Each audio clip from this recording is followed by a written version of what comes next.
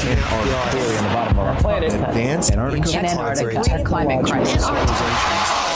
Penguins. Speaking of barbaric, express.co.uk, the headline, it changed. The headline changed. It did not used to say this. It used to be Ernest Shackleton's something, endurance, survival, explorer or something. What did he eat? But now it's more specific. Dogs, penguins, rotting pony meat. The food Ernest Shackleton and crew ate to survive. Yikes.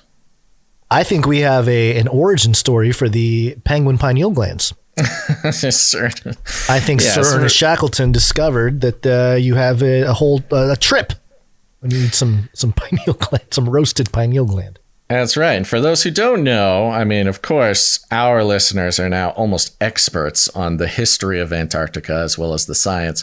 But we learned Sir Ernest Shackleton, one of the most famous Antarctic explorers, if not the first and only famous one. They recently found his ship that had sunk to the bottom.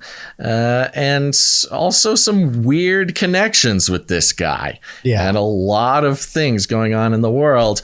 But in this case, of course, you know, you're going to get stuck in Antarctica. You're going to eat some penguins, Gons. But the problem is, once you get the thirst for penguin blood, nothing else will quite sate your thirst.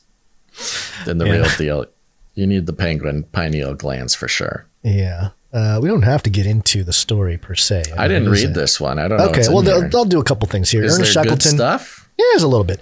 Ernest Shackleton was born on February 15th, 1874, in a world incomprehensibly different from the one we live in today. Oh, so profound. Here, speaking exclusively to express.co.uk, Alexandra Shackleton, the explorer's only granddaughter, detailed some of the bizarre food her grandfather was forced to eat while he traveled across the globe in some of the most disastrous conditions ever encountered. And it gives the quotes and talks about the penguins.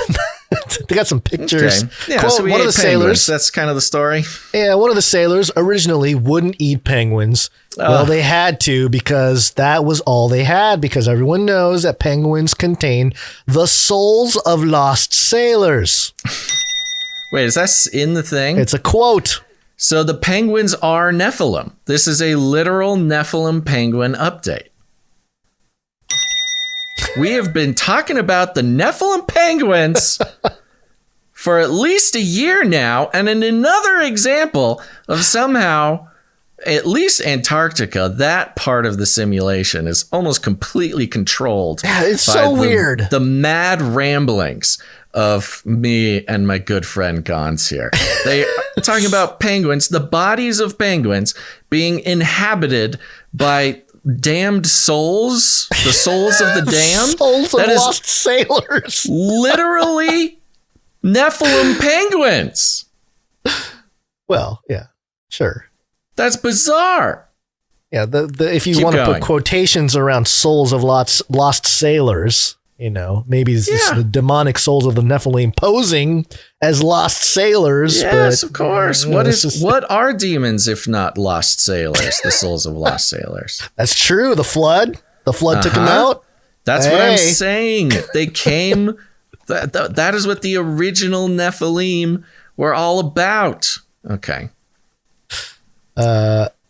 Yeah. You found that little gem. There's got to be more. Yeah, she continued. Let me just go through here. Yeah, okay. So Alexandra explained that among the crew on Endurance's original voyage were lots of dogs. And she remembered asking photographer Frank Hurley, the expedition photographer, about it. She continued, quote, "I really love the stories of his expeditions. I grew up with Frank Hurley.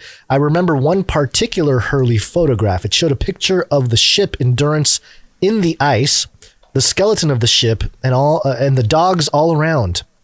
And I asked one of the little girls from the family what happened to the dogs. And the grown-ups would never tell me until I found out eventually when I was old enough to know.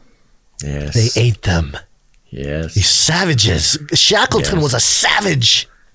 Dogs. It is unsurprising that the Endurance crew would ultimately opt to eat their canine companions as starvation set in.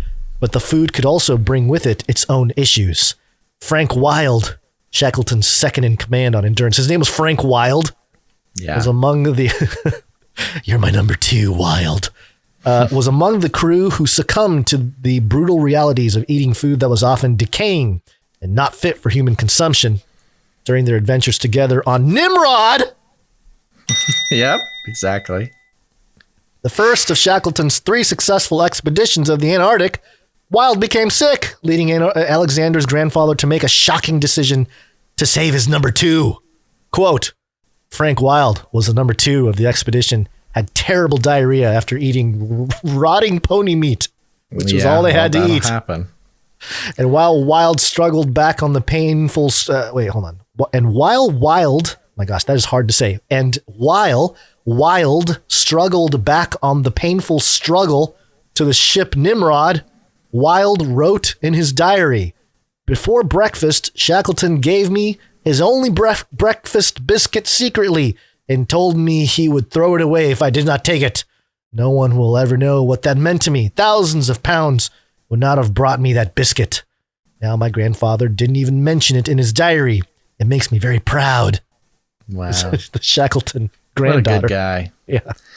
Yeah, we had talked about his ship Nimrod. Yeah. Fascinating. Nephilim penguins. Somebody needs to write that down. We cannot forget that one. Yeah. Called Speaking of the Nephilim penguins.